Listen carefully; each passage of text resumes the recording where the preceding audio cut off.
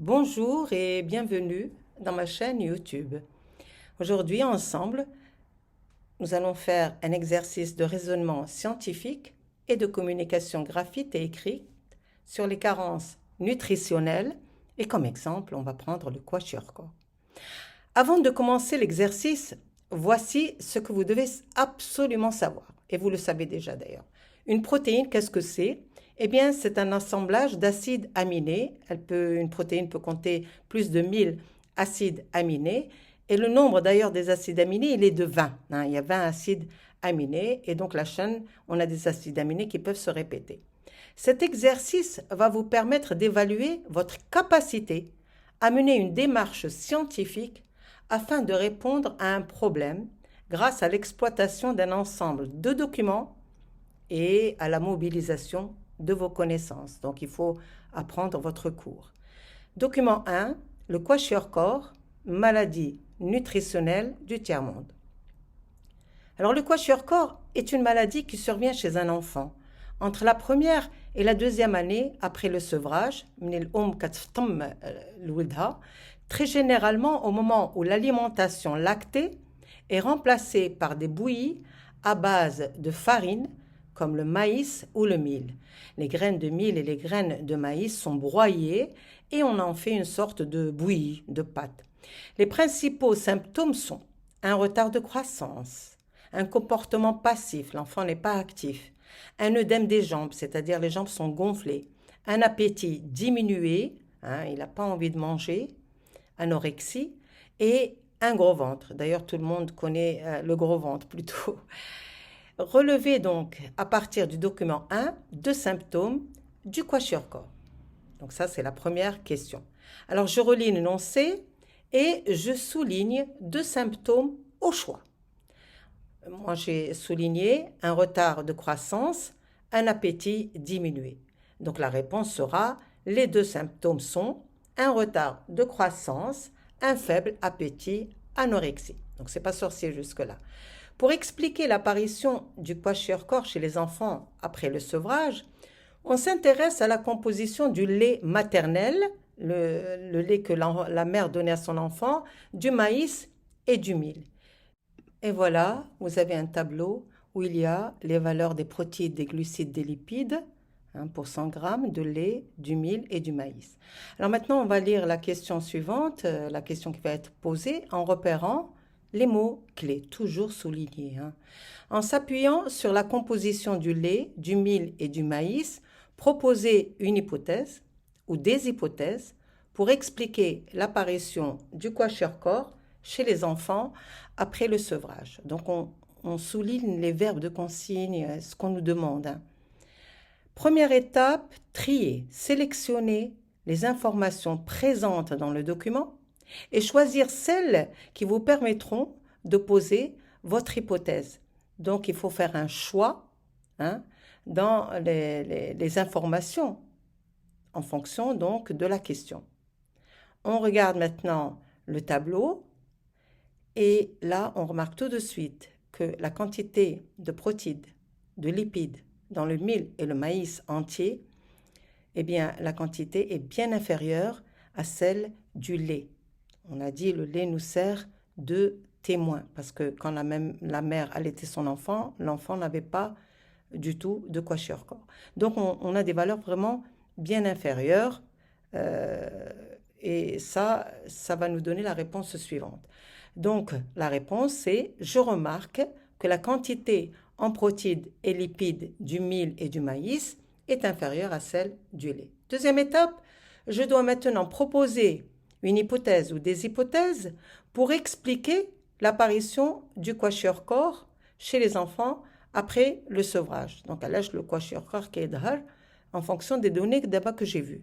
Alors, l'hypothèse, c'est quoi d'abord? Les enfants, plutôt les élèves, ne savent pas qu'est-ce que c'est qu'une hypothèse, donc comment la poser. Eh bien, c'est une réponse possible à la question, ici, quelle est la cause du kwashiorkor chez les enfants après le sevrage? Mais la réponse en fonction du tableau.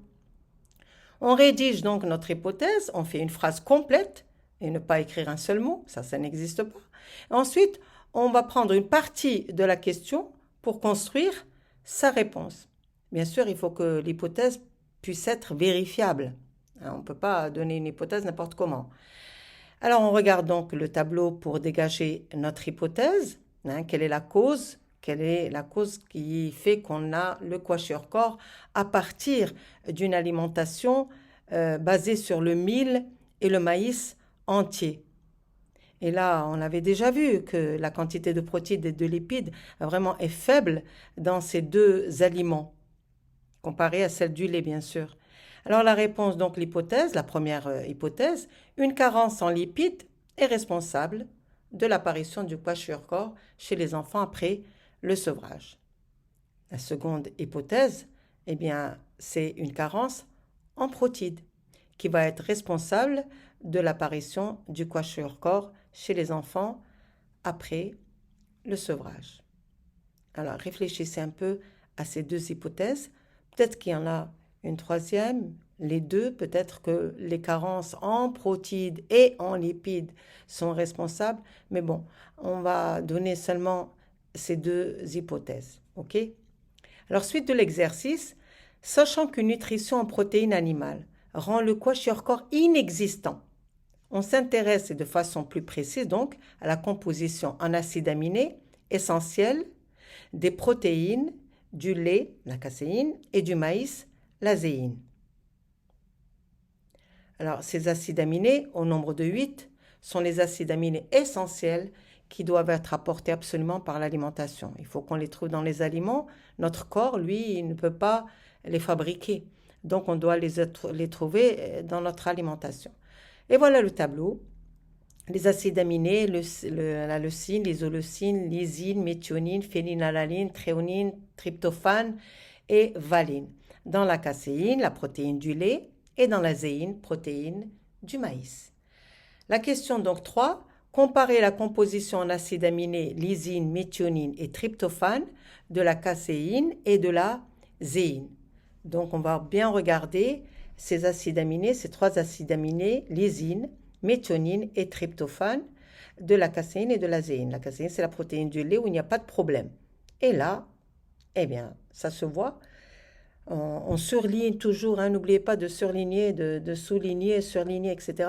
On voit que lysine et méthionine, eh bien, il n'y en a pas. Dans la zéine et dans l'acide aminé tryptophane, il est en faible quantité dans la zéine. Donc, le lait, il était riche en lysine, méthionine, tryptophane, et quand on change l'alimentation, eh bien, on a ce problème-là d'un manque de ces acides aminés. Donc la réponse est évidente. La composition de ces deux protéines montre que la zéine ne contient pas de lysine, ni de méthionine, et un très faible taux de tryptophane, contrairement à la caséine du lait. N'oublions pas que la zéine et la caséine sont des protéines, et lysine, méthionine et tryptophane sont des acides aminés. Suite de l'exercice, Osborne et Mendel testent plus particulièrement l'influence de deux acides aminés, tryptophane et lysine, sur la croissance des jeunes rats. Peut-être que pour la méthionine, peut-être que la méthionine n'est pas responsable. Eux, ils testent ces deux acides aminés. 4 lots de jeunes rats reçoivent une alimentation en quantité suffisante, mais ne contenant dans un premier temps que certains protéines. Le lot 1 reçoit de la caséine, une protéine, du lait, et le lot 2 reçoit de la zéine, puis on rajoute du tryptophane, puis de la lysine, et on obtient les résultats suivants. Alors les résultats, c'est la masse moyenne des rats en grammes et en fonction bien sûr de l'ajout des acides aminés. Sur quelle hypothèse est basée l'expérience d'Osborne et de Mendel? Eh bien on regarde. Le lot 1 reçoit de la caséine, le lot 2 reçoit de la zéine, on rajoute du tryptophane et de la lysine. Donc ils ont rajouté deux acides aminés, tryptophane et lysine. Bien sûr, ces expériences sont sur des rats. Et pour le lot témoin, le lot 1, c'est le lot témoin, celui qui prenait la caséine du lait. Alors, bien évidemment, l'hypothèse testée, c'est le kwashiorkor est dû à une carence en acides aminés, tryptophane et lysine. Ça, c'est l'hypothèse d'Osborne et de Mendel. C'est pour ça qu'ils ont fait l'expérience, ils ont rajouté du tryptophane et de la lysine à l'alimentation. Alors, sachant que la croissance est déterminée par l'augmentation de la masse corporelle. La masse augmente, donc il y a une bonne croissance. Comparez la croissance du lot 1 de rats témoins, nourris avec de la caséine, avec celui du lot 2 de rats nourris avec de l'azéine. Nous allons donc nous intéresser à la partie où il y a seulement l'azéine et la caséine, d'accord? Donc, regardez, à l'ajout de zéine en rouge, vous voyez que la masse moyenne des rats en grammes diminue. Donc, la croissance diminue. Et ils perdent du poids. Et lorsqu'on ajoute par contre de la caséine, la courbe en noir, vous voyez que la masse des rats, moyenne des rats en grammes, eh bien, elle augmente. Donc, il y a une bonne croissance. Donc, la réponse, en présence de caséine, la croissance des rats est normale. En présence de zéine, les rats maigrissent. Que se passe-t-il lorsqu'on ajoute du tryptophane au régime alimentaire composé de zéine? Donc on rajoute du tryptophane déjà à la zéine. Alors on s'intéresse à la partie ajout de tryptophane. Et là, on regarde qu'il y a quand même la croissance à stagner quand on ajoute du tryptophane à la zéine en comparaison avec l'ajout de caséine. D'accord? Donc, la réponse, si l'on rajoute du tryptophane, un acide aminé, leur croissance, ceux des rats, eh bien, elle se stabilise. Sixième question, que se passe-t-il lorsqu'on ajoute du tryptophane et de la lysine au régime alimentaire composé de zéine? Donc là, on ajoute encore un autre acide aminé. Donc on a une protéine zéine plus deux acides aminés, tryptophane et lysine. Et là, la croissance, eh bien, elle reprend. Regardez la courbe, la partie bleue. Lorsqu'on a ajouté donc à la zéine du tryptophane, puis on rajoute de la lysine, eh bien, on a quand même la masse moyenne des rats en grammes, eh bien, elle augmente. Donc, il y a une très bonne croissance. Donc, la réponse, les rats retrouvent une croissance normale. Et là, vous pouvez déjà déduire la cause du kwashiorkor. Donc, avec de la zéine, protéine, du tryptophane, acide aminé, et de la lysine, acide aminé, les rats retrouvent une croissance normale. Ce qui leur manquait, donc, c'était du tryptophane et de la lysine, surtout de la lysine à la fin. Septième question, montrer que les résultats de l'expérience d'Osborne et Mendel permettent de comprendre l'origine des troubles de croissance du kwashiorkor et indiquer comment on pourrait y remédier. En fait, est-ce que l'hypothèse d'Osborne et de Mendel était juste? Là, on va montrer donc que les résultats de l'expérience d'Osborne et Mendel permettent de comprendre l'origine des troubles de croissance du kwashiorkor.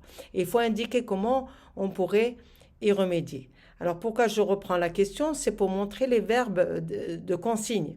Il faut montrer l'origine des troubles de croissance et comment y remédier. Donc on va conclure en fait en résumant ce que chaque réponse aux questions précédentes a apporté à la vérification de l'hypothèse d'Osborne et de Mendel.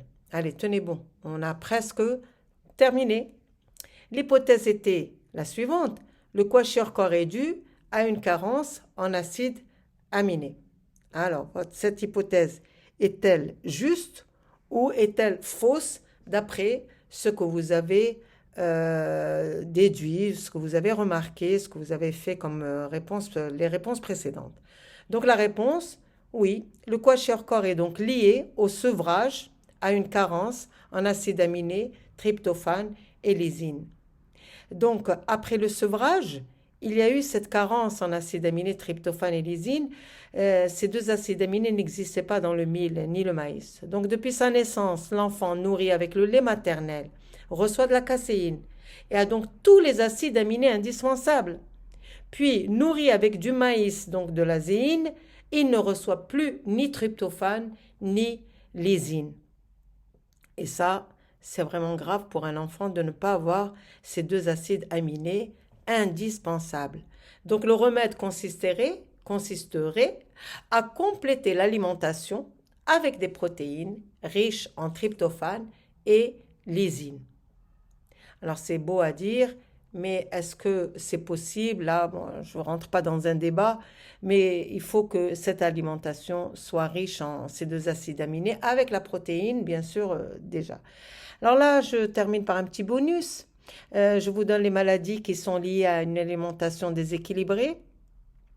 C'est un, comment dire, c'est un schéma bilan que vous devez recopier absolument si vous tenez à apprendre un peu votre cours pour répondre le jour de l'interrogation. Donc voilà le tableau.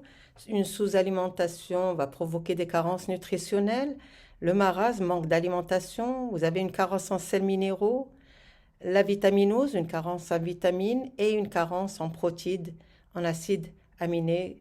Et les conséquences, c'est les maladies que vous avez en souligné en rose. Bon, j'aurais dû le souligner en noir, pas en rose. Bon, allez, au revoir et à bientôt. Et refaites quand même, regardez, revoir la vidéo, je trouve qu'elle est intéressante. Oui, oui.